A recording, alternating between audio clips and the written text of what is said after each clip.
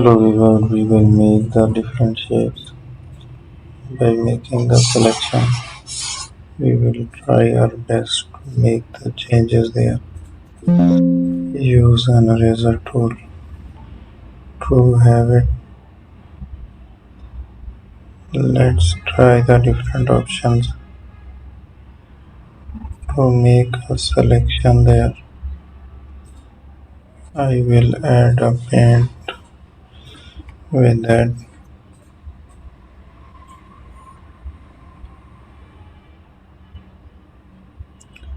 I will use a pen tool designs to make the different options.